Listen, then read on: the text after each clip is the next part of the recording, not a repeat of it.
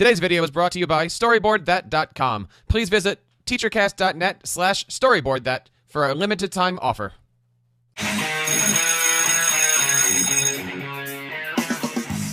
Ladies and gentlemen, welcome to the Tech Educator Podcast, coming to you live each and every Sunday night at 7 p.m. Eastern with your hosts, Jeff Herb, John Samuelson, Sam Patterson, and Jeff Bradbury.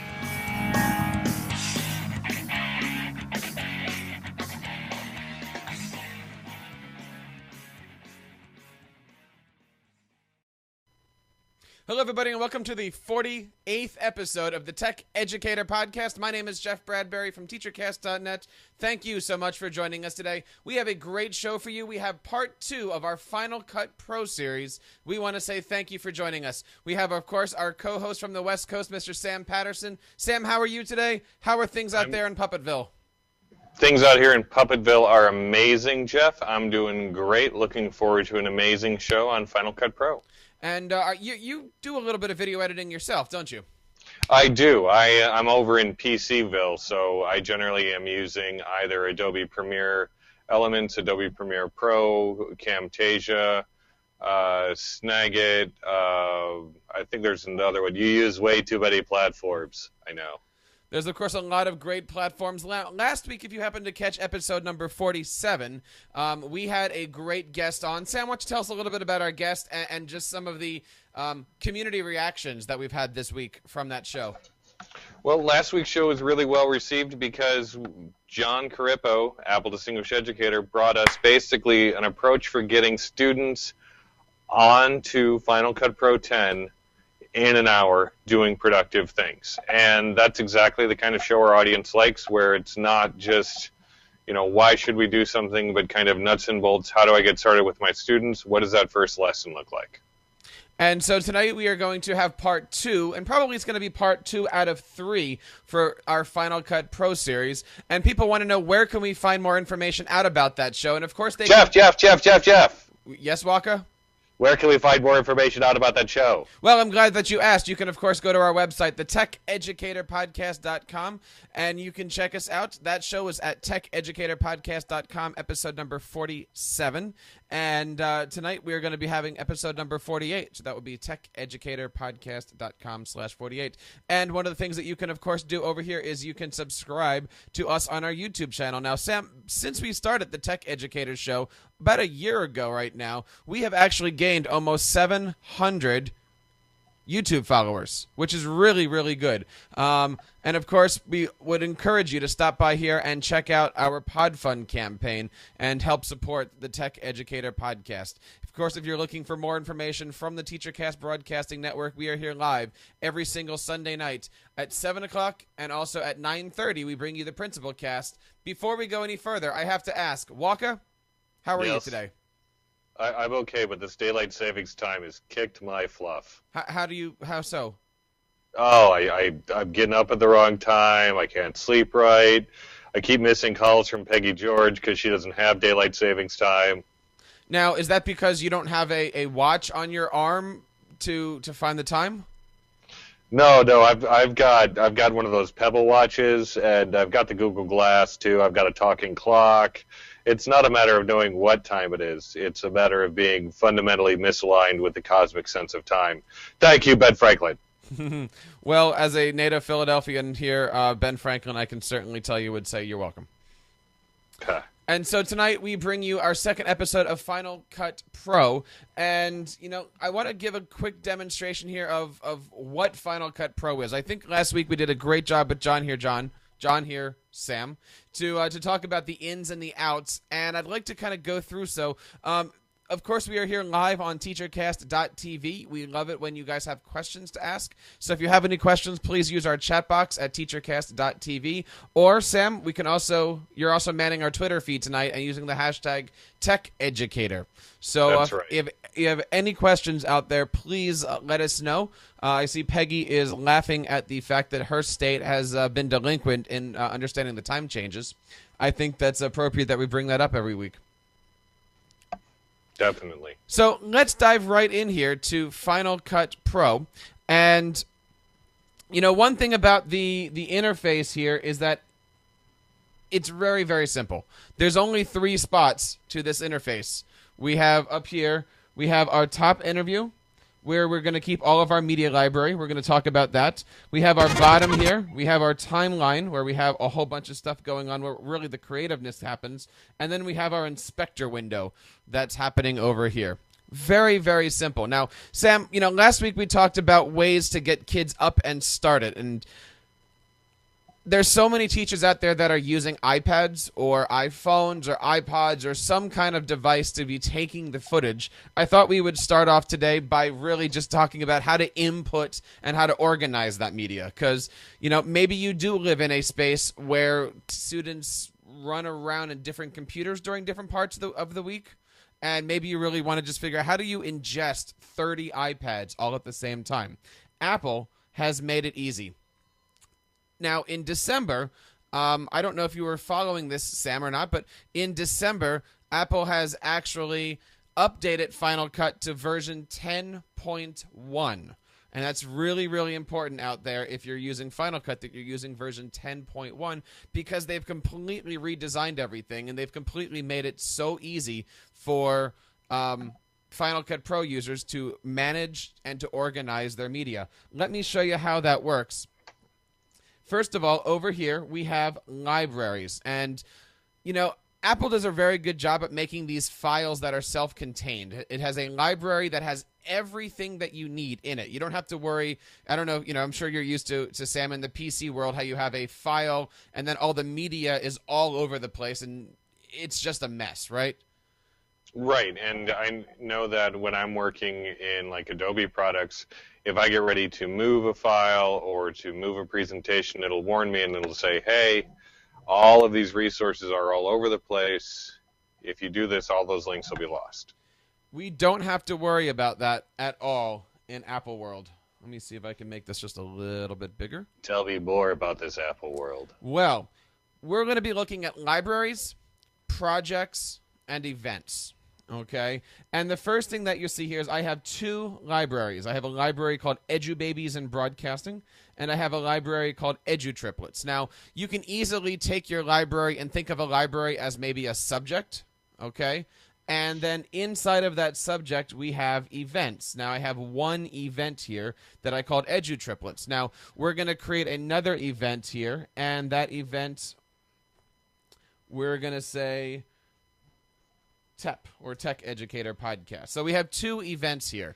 Now, Sam, for a classroom, you could think of biology and then as your library. So that would be your biology class. And then your events could be period 1, period 2, period 3, period 4. So you're trying to get things organized. Make sense? Now, could I think of these as like events as individual tags? You're not at the tags level yet. So let's say that you're making a library for Waka, and you wanted to have a library called EduPuppets, and then each event could be video from another puppet. Does that make sense, Waka? Okay, but what about B? Right. So you would have an event named Waka, an event maybe named EduFelon, an event maybe named Dewey. Right. And so the first thing that you want to do is you want to figure out how to create media and how to import media. And there's a lot of neat ways to do that. I've already imported a bunch of pictures and video, and that's important here that we talk about that. This actually can take all forms of media, the pictures, and it also takes video. And we'll talk here a little bit about how we can, it looks like when Craig Yen is out there tweeting us, it's going to show up on the screen here. Oh, Craig. Yeah. Thanks for turning your notifications off before the presentation. Good job there. I think we're already in there. So, yeah, I want to demonstrate first one of the things that John said last week about how to get media in. He said basically have the kids sit down and record themselves on video. And if I click on this down arrow here, this is actually the import, and we're going to click on import here, and it's going to pull up this screen here. And if I just import it from my FaceTime, you can see here I am from my FaceTime camera. But also, this screen has all of our hard drives, all of our main media, and I'm going to click right here on TeacherCast iPhone, and this is going to bring up the media that I've been taking today with the kids. And I'm going to show you some basic, easy ways. Here's a picture. Wait. How is your iPhone associated with the Final Cut? How do you have it right there? Good question. I actually have it hardwired in through the white connector. Oh, so your phone is plugged in. The phone is plugged in. Now, is there a way? That's an interesting question, Waka. But is there a way to point this to your iPhotos library? You actually can import your iPhotos library. Sorry, you can import your iMovie library into here. It actually will also figure out your iPhotos library as well. And I don't know if you can see here, it's actually spinning because it's actually reading my Dropbox. So anything that you have that's hard drive, yeah, it's 116 gigs right now. But everything that you see is possible to import media. And so what I'm going to start to do here there was the baby's first visit to the water ice facility. So the water ice facility? Oh, we had a water ice walk today. I know. What is a water ice? What is this in some New Jersey thing? This is a Philadelphia thing. They wouldn't What other kinds of ice are? I don't understand, Jeff. They wouldn't understand in the West Coast what water ice is. So I'm going to hit import here, and it's going to bring up this media bar here. Now this is not something to kind of get over here, but we've got a few things. We've got a top section here, then we've got a bottom section. Do you see this line here, Waka? Only kind of. It's hard to read with the resolution. So that's a yes. And so we have two things. We want to say, where do we want to put this media? And then how do we want to bring in the media? Now, for the most part, your students are going to come in and hit import, and they're just going to be fine with it. We're going to add it to an existing event, which we call Edu Triplets. And actually, you know what? Let's bring it into the TEP here. And where do we want to leave the media storage? Now, here's something really, really interesting for you, Waka. It says, do we want to leave the media where it is? Meaning, do we want to... Like on the phone. Like on the phone, but mostly like on a hard drive. Let's say that you were going to be bringing this in from a hard drive. Okay? Or it says copy files into. Now, you're going to notice here, and this will be a little bit bigger for those watching at home, Waka, but where it says leave files in place, that is not checked. And the reason why you can't check that off is because Final Cut does not want you to leave the media on your phone. Do you know why it doesn't want you leaving the media on your phone? Because it's smart. Because you might just take your phone out of the computer and then it won't have that file. It wants to bring those videos in. Now we have two other checkboxes here. It says transcoding. Create optimized media or create proxy media. I don't ever recommend checking those when you're bringing media in from your iPhone or from your iPad. You don't need to. But really, those sound more foreign to me than water ice. Transcoding? What is this? Let's say that you have a file that has lower resolution. Or let's say you have a file that was not created on an Apple device. You can actually have Final Cut bring in that media, and it will transcode it, which means it'll basically transform the media into something of higher resolution. And it'll actually make a really large file for you. For those of you who are a little bit tech, it's called Apple ProRes 422, which is a really big term for high quality media.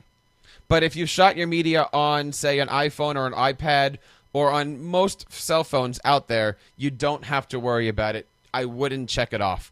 If you do check it off, instead of having a 100 megabyte file, you're going to have a 3 gigabyte file. Does that make sense?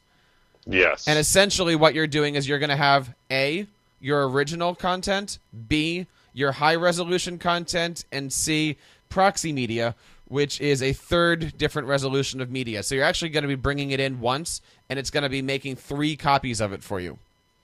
Don't click those off.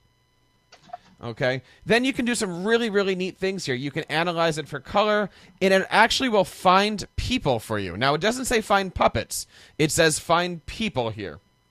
And so I'll show you what that does. Just like iMovie, it'll actually find out if you've got like close shots, wide shots. I'll show you how that is. And then for audio, I always check off analyze and fix audio problems. So I have everything the way I want it. I'm going to hit import. And all of a sudden here, we have the media, as you see, being imported from the camera. And you'll also notice here that it's actually broken down by date. And nice. So through that, you can see, all right, well, today was Tuesday or Wednesday or any other day of the week, and you can help organize yourself automatically. Really, really neat here. And right here we have this 100% thing that's actually showing you how much it's actually rendering out at the same time. This was super fast. This is really, really easy to do. How are we doing in the chat box today? Pretty well. Thanks. So, first thing that we want to do is we want to start to import some of this media into our timeline to play with. So I'm going to take this picture here of Sarah. I'm just going to drop this down. And it says basically what picture and what resolution. I always just hit OK. And so then I'm going to take this picture here of the two kids. And then I'll take this one here of Chris. And then I'll take this picture here. This is a movie here from today. And here's another picture. And here is another movie of Chris. Oh, so there's our project. So, quick question for you. Yeah, sure. Francis asks if the optimization, going back to that, means that she can I further optimize all my old analog vids that I have already converted to digital? Absolutely. If you've got older video, it would be great to do that. Now, the reason why you would not want to check that off is maybe your computer isn't running as fast as it possibly could, and your computer might not be able to handle 4 gigabytes of file storage. Okay. Now, when you're looking at video editing, and this is, Sam, this is what we were talking about, this is my weekend project. You got to understand that video is huge. Video is very, very big. And so it's important to kind of know how much hard drive space, because you can very quickly fill up your hard drive. So let's just talk a little bit about where we are here. And if there are any questions, Sam, please feel free to throw them out here. So I have a couple of videos here, and all I'm going to do is hit the space bar, and that's going to run this. And if you look up here on the right side, you'll just see how cute my kids are. Now, have you controlled how long the photos are on screen just with how much space they take up on that timeline? I have not. You can set a default, and I believe my default is 4 seconds or so. And you can, of course, change that anytime you want, but one of the preferences is to set what the default picture size is. Okay? And now here's the audio from our trip out today. Right, right. And we'll talk a little bit about audio in a minute here. Very, very simple, very, very easy to do. You can get your kids editing this video very, very quickly. Now, let me bring in a couple other things. If I come over here to the Edu Triplets, you'll notice that I have a lot more movies. So I can actually take video or pictures that I have, and I can bring them between libraries. So let's say that somebody in first period took a really neat video, and you want to put that in the second period's class. You can do that fairly, fairly easy. And here's a picture that Robert took of himself, and he was using the Yakit app. He likes to do that. I don't think Robert took that of himself. What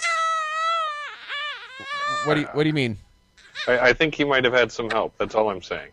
What do you mean? I think you might have been controlling that. Well, no. Would you believe that Sarah took that video? Definitely. Okay. And so I figured out the water ice thing, Jeff. It makes a lot of sense now. What did you figure out? Well, I looked up water ice and water ice Pokemon, and I can see that it was obviously really important to go to that place today so you could see all of these amazing water ice Pokemon. No, that's not what we were talking about. Oh, okay, sorry. Yeah. And so let's bring in this video here, because this is a kind of an important video here. All right, so we have some media. What do we want to do with the media? We want to figure out how to play with some cool things. Now, again, going back to last week, John's suggestion was just take your clip and start breaking things up. And so what we want to do is we want to hit B for the blade tool, and we'll just take this movie here. And if I just hit space on it, this is another video of Robert. I understand. Mama. That's actually a video of my kids getting their 4-month-old shots. And so what I want to do is I want to find the exact moment of contact between said needle and said arm, which is about here. And I'm going to hit the blade tool, and I'm just going to clip it. And you'll notice here that makes 2 segments. Now, one thing I've noticed when I do video editing, Jeff, and maybe this is the same in Final Cut, when you make separate segments like that, when you apply a filter, it'll apply it to the whole segment. So if you have several different filters you want to apply to different parts of the film, segmenting it like that first can be really helpful. Segmenting it like that is amazing because you can do some pretty cool things like that. For instance, now what I can do is I can actually take this segment here, let's just say, and I can bring this picture here. This is the before picture. And I'm going to just take this and I'm going to stick this right up on top. Now, Sam, I know you've got a little bit of photo editing background and you've got some video background. I want you to think of all video as a 3-dimensional layer. So in other words, when I take this video and I put it right on top, that's actually going to be layering it on top of each other. Right. Okay. So I have this picture here and it's right over top of the baby getting a shot here. And what I want to do is I don't want to have this right over top. That'd be silly. I'd like to kind of put it on the side, right? So we'll do a little picture in a picture thing here. So what we want to do is we want to click on here. And over here we have a transform button. And I just want to take this and we're going to trim it just like that to get the full effect of babyhood. Right. Okay. And then when we're finished with that, we want to, I'm going to say we're done with that. And then we're going to, come on. Done. Excellent. And so we have this here. We're going to take this and we're going to move this. How are we going to move this? Crap.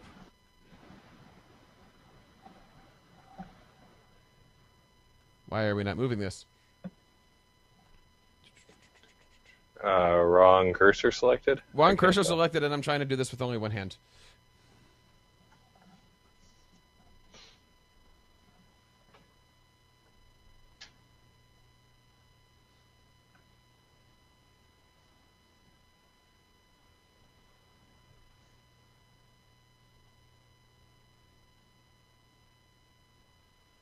So you can actually take this and you can distort it a little bit. You can move it up to the side. That's how you kind of do your picture in a picture. So now while you're watching this... Oh, yeah, you were rotating it on the Z-axis. I was rotating it. Good. I love you. And so now you can actually have the before and the after picture here as the nice little baby goes in and gets her shot. Now, if I wanted to make this longer, I can, of course, come in here and I can drag this out. You know, Peggy George has this great question. Do classrooms need this quality of video editing? And I think that's a really great question. And because one of the things that John really focused on last week was that while this may be a tool that could be considered of higher quality than a classroom needs, you know, it's a really great tool for teaching students because it's kind of top-of-the-line video editing, and it's accessible to students. It's something they can do. So if it was something they couldn't do or it was overly difficult, but really, once they get the hang of a few of these tools, they can really start making video quickly. There's a couple things to think about, and I don't remember if Peggy was here last week. Final Cut used to be... She wasn't. Final Cut used to be a $1,000 app. And it used to be 40 gigabytes, and I think it used to be something like 7 or 8 discs to install everything. And since they released Final Cut Pro 10 2 years ago, it's only $299, which seems a lot, but it's not $1,000. And also the one thing that John pointed out was if you buy X number of licenses, I think it's 20, for like a lab set, the price actually drops down to like $150 or $199 or some really, really good price like that. It's about teaching creativity. Could you use iMovie? Yes, but it doesn't give the kids all the creativity in the world to do that stuff. It's a really, really amazing app to use for video editing, for being creative, for doing anything that they want. So is it priceless? No.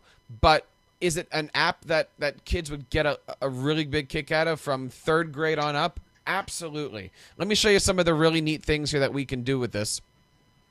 So I've got this picture here of Robert, and if I wanted to put a title over that, I can simply come over here to the titles, and I'm going to drag this title right over top, and all I have to do is click on this, and that brings up the inspector.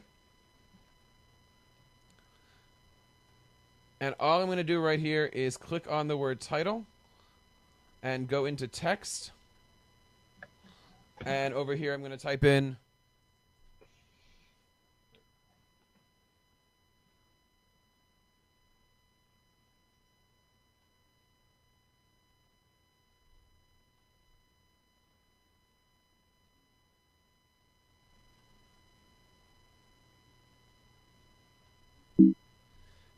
sorry, too many hands.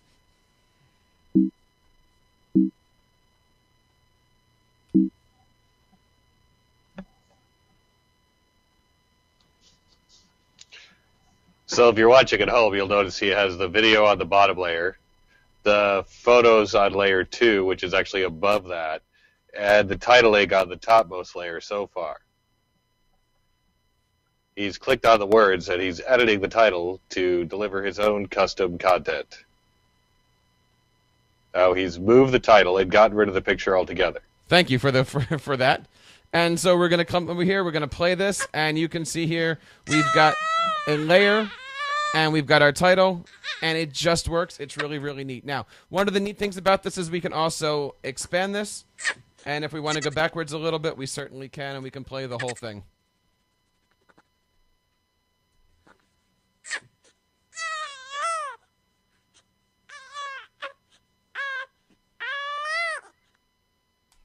And there's Sarah.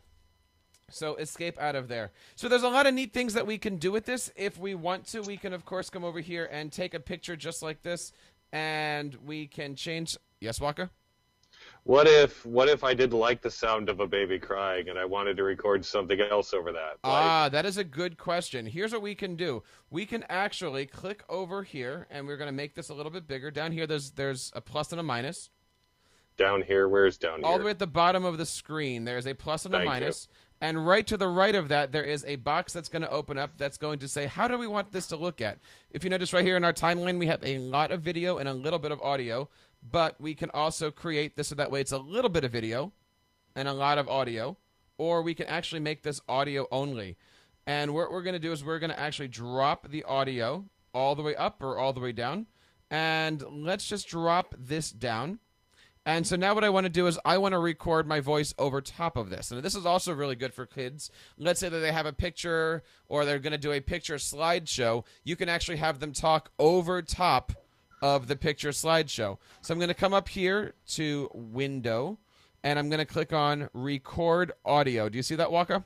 So this is like #1 classroom application. Drop 3 pictures in, click Record Audio. Absolutely. So I'm going to click Record Audio. Testing, 1, 2, 3. Waka is my favorite puppet. Hey, I like that. And so when I come back into here, I'm actually going to be clicking on play. Testing, 1, 2, 3. Waka is my favorite puppet. Would you like to hear that again? All the time. Testing, 1, 2, 3. Waka is my favorite puppet. Now, there's a request here for what else can you do with this? What other kind of music do you want? And if I click over here under the music, this actually pulls into GarageBand and iTunes, and I have access to all of my songs. So let's just say that I wanted to pull up some Debussy. I can actually take this Debussy and I can pull it right somewhere around here. You can't. If it lets me. Let me get Nope. let me get off of this. Let me get off of this. Will this let me? Oh, it's not letting me right now. But it does offer those options. So that's a piece of music that's in your own library that you're working with there. That's a piece of music. music. Does this have a way to access other libraries? Like I know that, for example, Camtasia comes with a small library of Creative Commons licensed music that can be used. Does this have anything similar? Oh, there you go. It certainly does. It actually, you can download all of your iLive sounds. So if I wanted to make my son sound a little bit different, I can do this. And that's certainly entertaining for a lot of kids. But you do have access to all of your noises, all of your sounds. This is actually a sound that I get a lot when I do my own podcast by myself. It's like a Patooey chat. It does sound like a Patooey chat. And so what I can do is I can actually put the crickets behind Waka sound. And so there's a lot of things you can see that we can do both with audio and with video. I think he was insulting me. Yes, it's one of the things you can do with audio and with video. Now, let's say that the kids have their project and Right. they want to get out of it. And they want to, render it, they want to save it, they want to put it somewhere. Final Cut has made... Share is exactly the word that we're looking for here. You can do a lot of things here.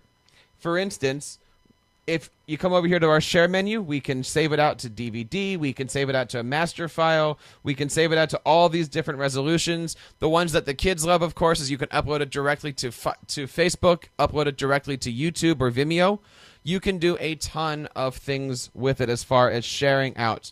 Or if you don't like any of those, they've got a ton more things. One of the neat things I like about this... Francis on the chat was just noting that, quite correctly, that Final Cut Pro 10 is a great last stop for animation projects, for claymation projects. If you wanted to add sound effects and a soundtrack, this would be a great spot to do that. Would it not, Jeff? Absolutely, and I'm glad that you brought that up, because one of the things that it does really well is if you have kids taking video, it'll actually take still footage from that video. So, for instance, again, here is the video from today over with the water ice. Has nothing to do with Pokemon.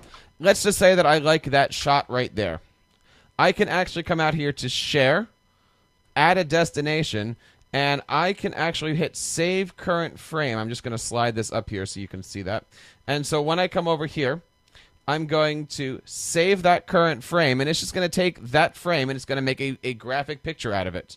I can call this...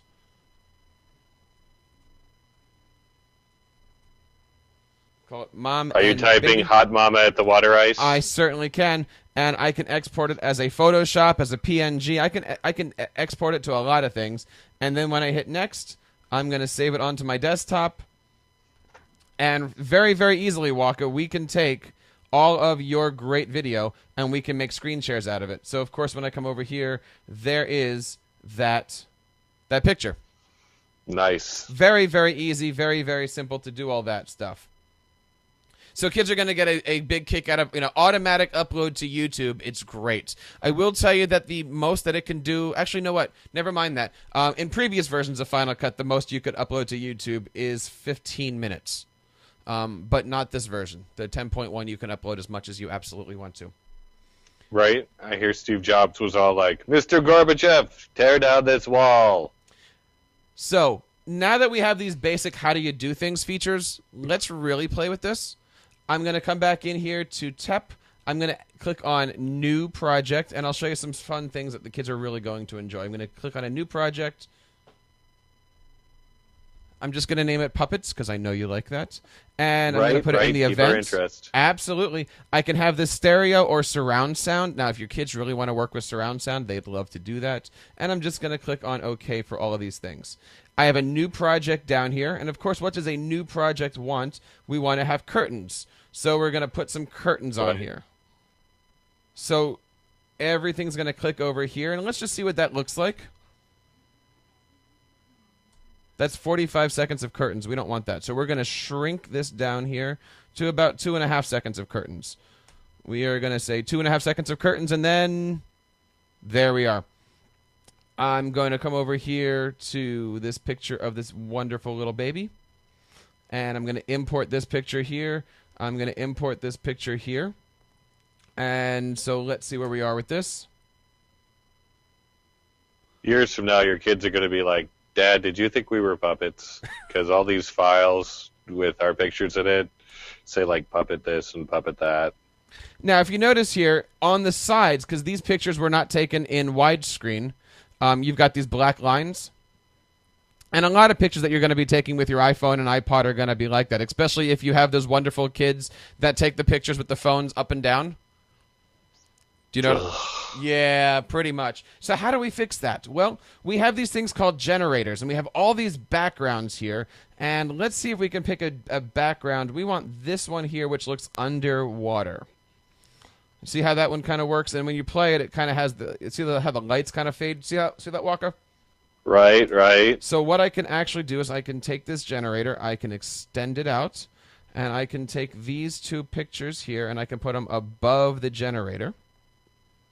Oh, and it automatically moves it down, moves the timeline down when you move those pictures out of it? Automatically moves that. It's called a magnetic timeline, and so that way everything that you do is automatically going to squish itself over to the right, so you don't have any problems. So now when I'm playing those pictures, instead of just black lines, you have a really nice visual behind it. Now that could be anything. Like you could make up a picture, you could put a puppet behind it, you could do anything that you need to make your visual look really, really neat. You have all now, I know, Jeff, in iMovie, especially on the iPad, if you do something like that, what it'll do is it'll auto-zoom in and kind of pan through the picture unless you go in and tell it not to. And sometimes you have to do that because it makes some really weird choices about where to pan. Is there a pan and zoom option for this, or could you use Transform to get those pictures bigger if you wanted to? Absolutely. It's called a Ken Burns effect. And Ken Burns is a master videographer, and he's also famous for having a really bad hair. So what I'm going to do is I'm going to crop, and crop is going to bring up the Ken Burns effect. Now, do you see how there's a green box and a red box?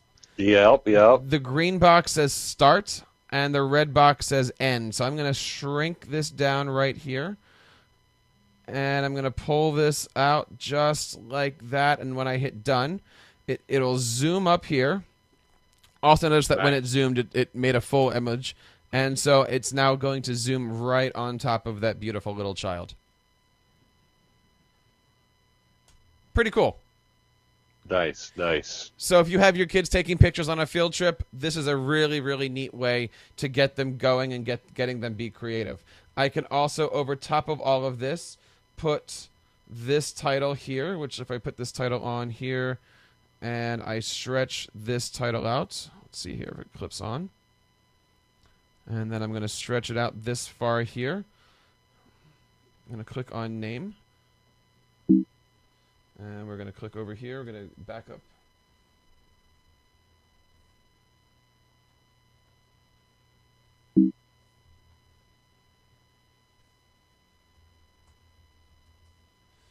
So very, very easily, you can bring in some pictures. You can put your names up there. It'll move around. Waka, you can do that stuff too with only one arm. I bet I could. So how are we doing with the chat box? Well, it's pretty good. You know, they quieted down. They were asking all kinds of questions, and then I think we killed them with the crickets. They thought we were funny, and then they went away. All right, what else do we have here? We do have some themes that you can use. I generally don't. Oh, one thing we should warn them about. Uh-oh. The Ken Burns effect. If you use it too much, you can start with 3 pictures and end up with an 1.5-hour documentary. Yes, that is absolutely true. You can certainly do all that stuff. That's not bad, actually. So, thanks. So there's a lot of ways that we could certainly be using Final Cut in the classroom. Let me show you how crazy you can get with this one here. If I click over on this, and then I click over on this, let me pull up one of our Final Cut Pro. Are you familiar with GNU Blender? GNU Blender? No, I'm not. Someone in the chat box is saying this is very similar to that. I wonder if that's an open source. It might be. It might be. Many of you guys know we're doing a PodFund campaign, and with our PodFund campaign, we had to make a video for it, a couple-minute video, and this is actually the Final Cut Pro backing, and it looks a little intimidating at first, but you can see here we have the main layer here, which was me talking on our background, our green screen here. Over top, I threw some pictures, and then over top of that, I threw a picture, and we put another picture on top of that, and we put another picture on top of that, and then finally we put some pictures on top of that, on top of that. So how many layers in that cake there, Jeff? You can actually go up to 99 layers, Sam. Wow. Yes. Why? Because it gives you the ability to do whatever you want and to be as creative as you want. I guess so. I mean, there's no real limits. It's not like, 5 tracks, you're out. Exactly. Now, here is a couple neat things. Let's say here is a track of a friend of ours, Mike, from edgeshelf.com talking. And let's say that I wanted to do something neat with him. So I'm going to, let's put this over here. Let's say that I wanted to make him all blurry. So I can actually pull this effect right on top. And now he's all blurry. And if I wanted to, I can change the amount of blur. And that's a really neat effect. I use that effect when I was putting video on top of other video. So that way you blur out the video on the bottom. I can also come over here. We used to use that to protect children in videos, and now we just put them under puppets. But you can certainly do that at the same time. I can actually take, and here's a video here. Would you like to see me age Jeff Herb? Yeah. I can actually take this, and I can put this on top of him, and now it looks like he's on these... On an old-time video, and if I wanted to, I can do less, or I can do more. I can pixelate it here. He really looks Ken Burns now. Now it's like, oh, yeah, Jeff Herb, the Jeff Herb story. We've got one picture that should be about a half hour long, right? Just slowly pat across it. And if I wanted to, I can do this here and give him a couple neat things. So there's a lot of neat effects on here. There's a lot of lighting effects on here. If I wanted to do some flashing, I can make Jeff flash. Short years ago. The amount of knowledge that has been... Pretty cool. So what you're saying is that Final Cut Pro gives you an infinite number of ways to ruin a movie. Yes. Yes, it absolutely does. An infinite amount of ways to actually ruin something. I really did enjoy listening to John last week and having him say, just take a video that's a minute of yourself, cut it up 40 different ways, throw some transitions, throw some different things on there, and have fun with it. And his whole philosophy for doing that was just to learn the infrastructure. And I completely agree with that. And by just using these effects, using these transitions, you can learn how to do that here. I'll throw one more because, you're right. We didn't even talk about transitions. Right here I have this video clip to this Jeff Herb video clip. And if I wanted to throw a transition, I certainly can.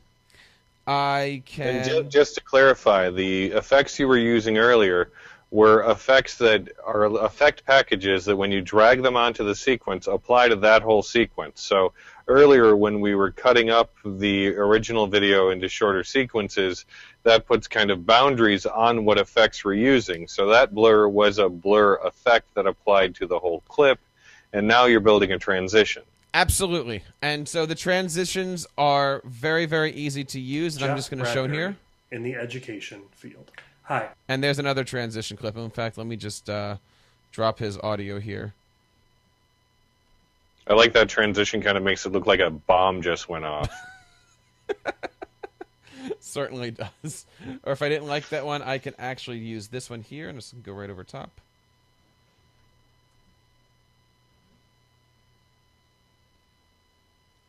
Don't overdo yourself with transitions.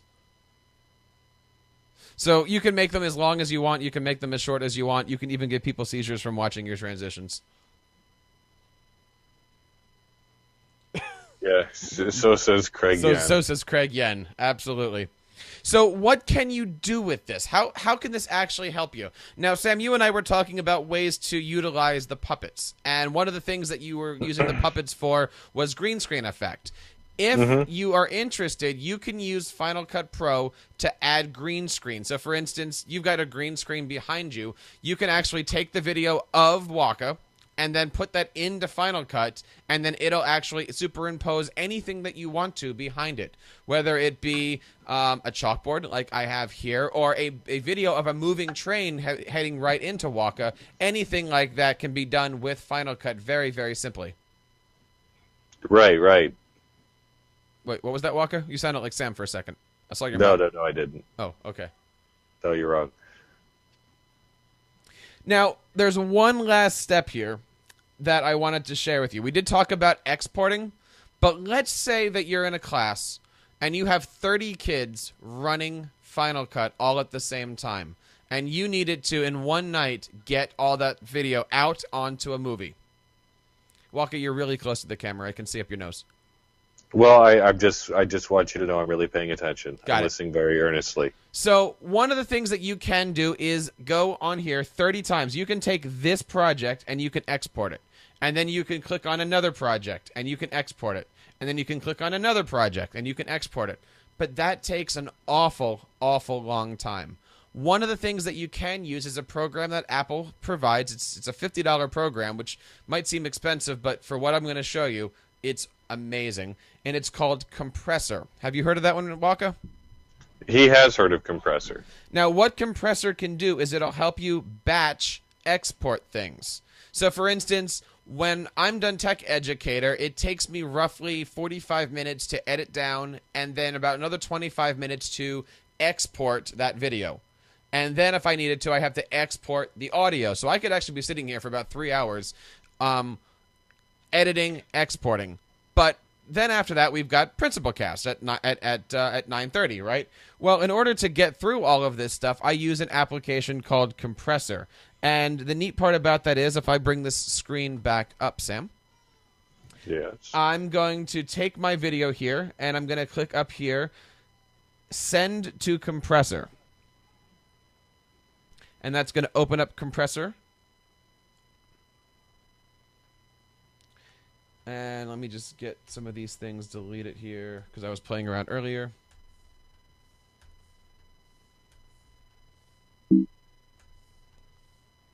Okay, so right down here we have our PodFun video, the one that we were just working on. And on the side of Compressor, I can actually figure out where I want this to go and what kind of format do I want this. Do I want to make this into a 720 resolution video? Do I want to make this into a 1080 resolution video? Do I just want to make this out for Facebook or for YouTube? There's a lot of different places that you can do this. And the neat thing is I have over here something called a bundle where I can actually say, all right, I want this video at the same time. It's going to render it out to a 720 movie, which I put up on YouTube. And at the same time, it's going to render out to an MP3. So by doing one action, it's actually going to save it out to multiple sources. Nice. But that's not the best part. Let's say when I'm finished with this, I'm actually going to go back in and I'm going to work on another project. And I'm going to pull up the EduTriplets project. You know, or in my case tonight, we have the Principal Cast project. I'm going to take that, and I'm going to send that over here to Compressor. And let that come over here and load. And then I can actually take that, and I can output that. You can do this up to 99 projects. So imagine before leaving at the end of the day, Sam, you have all of your kids' projects ready to go, ready to render. You stick them into Compressor, hit the start button, and then you can leave for the night. And then by the time you get back in the morning, everything's going to be rendered out and ready to go for you. It absolutely will save so much time on your school day and on your schedule if you're going to be helping kids out with this stuff. Definitely. A couple years ago, when I was first getting started with podcasting and video casting, I did a summer project for 5th graders. It was a 1-hour course on video editing and podcasting. And even though the course was from 8 o'clock to 9 o'clock, there were days that I wasn't leaving school until 3 or 4 in the afternoon because I had to go through every single computer and hit the render buttons and hit the shared buttons and hit the save buttons. And it was a mess. If I had Compressor, oh my goodness, it would be a lot easier. I could have probably left by 10:30. Right, and that's a big difference. I mean, that's important time. And that's what I want to get out here. And I know going back to Peggy, it's expensive, and there are programs out there to do video editing for free. We understand that. And there are days, Sam, where I would rather use Camtasia or ScreenFlow over using Final Cut. But the ease of use is so much greater when you're using Final Cut, especially with the way the libraries are. Now, you use Camtasia, right, you said? Yeah, I use Camtasia a lot. And when you are playing in a Camtasia movie, let's go back to like the beginning of the show here. It has a Camtasia file, and then it's pointing to all the other media that you put into it, right? And right. Some of those media might be on a hard drive, or it might be on your desktop, and it's pointing to all of those things. Point is, you can't take that Camtasia file, stick it on your flash drive, and go home. and then work on it there because it has to be on that machine. By using Final Cut and by having the libraries be the way that they are as whole units, you can then take that library and put it on a hard drive, go home, and finish editing it there. That's pretty cool. Let's say that you were in a lab or in a school situation where you had a unified school network. You could have all kids on all 30 computers working on their stuff, and then at the end of the day, all of their libraries can be shared to one unified classroom networking folder. Are you with me? Yeah. So Yeah, that way you don't have to necessarily go to 30 computers. You can sit at your teacher computer, which might be faster, and then pull up that folder with the 30 libraries, check it, play with it, edit it, look at it. If you need to, export it out to compressor, and overnight again, you can have all 30 kids' projects saved, edit it, and export it out to where you need it to. The possibilities there are endless, and I can't tell you how much time that's going to save with all of the stuff that you're doing. I know here at TeacherCast Studios, I'm running between 4 different production machines. And because I have everything saved onto one master hard drive, I can open up that Final Cut project anywhere that I need to in the house from any number of computers that I have. And at the end of the day, I can actually get more work done because I'm using that unified library system. And it just is saving me so much time and hassle. For $300, it's worth it. And it might even be worth it for you at your classroom. Right. How are we doing on our chat box here? We're doing a really good job here. Yep. We were talking a little bit about portable green screens. We figured out that Blender is not. It is an open source platform, but it's an open source 3D rendering animation software. So we're going to put that on the back burner. I am learning a different animation software this week. 3D rendering is a completely different animal. One that I have never gotten into yet. Maybe someday soon. There is another companion program that maybe we'll do on a day here called Motion, which does all motion graphics and you know, like the beginning. This Tech Educator opening here, and the sound. But that was all done in Apple Motion, and that's how you got all the camera tricks and all the flashing and stuff like that. Very nice.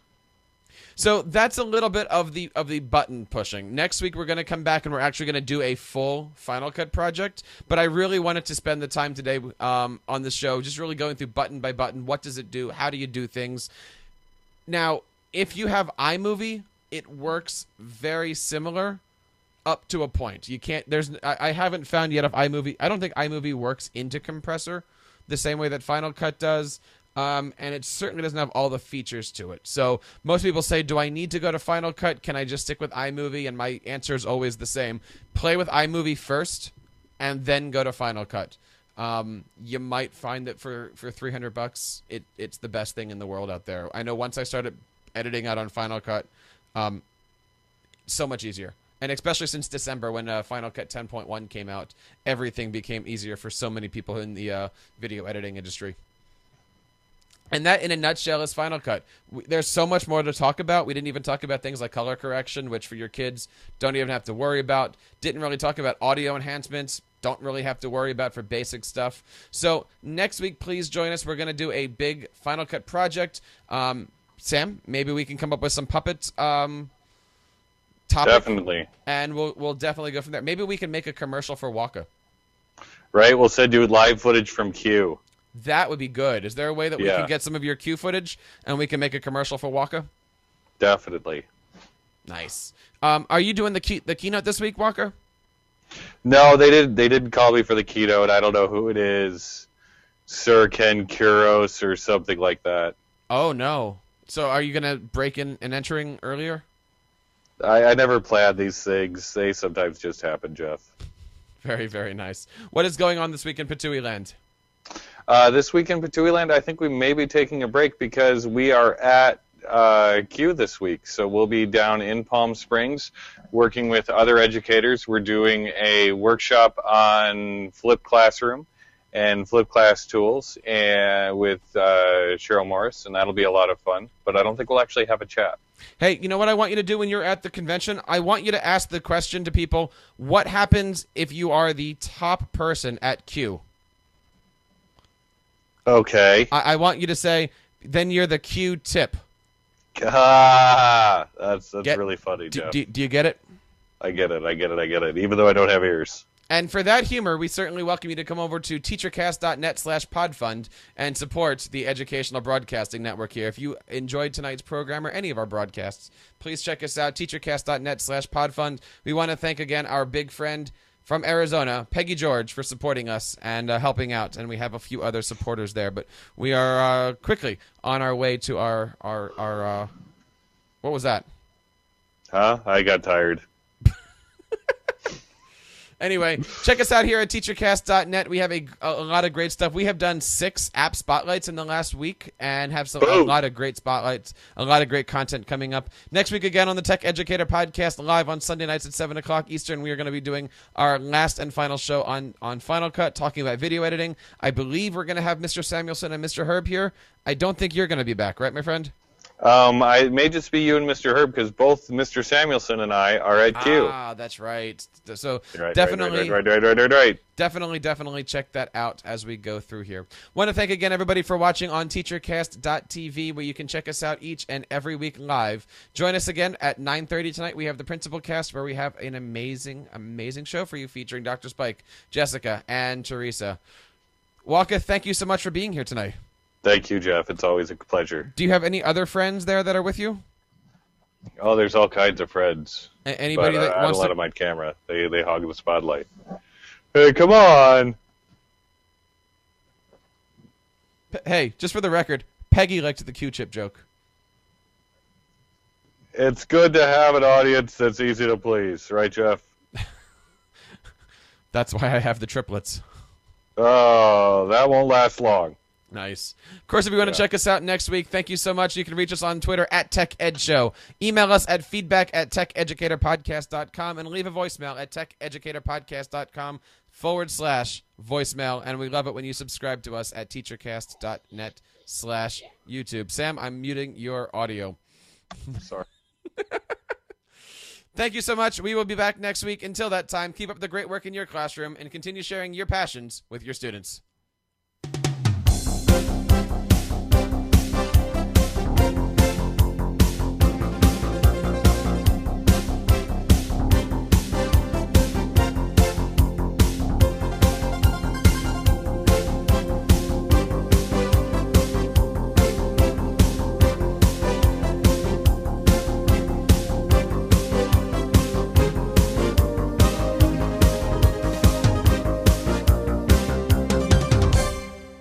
This video brought to you by StoryboardThat.com.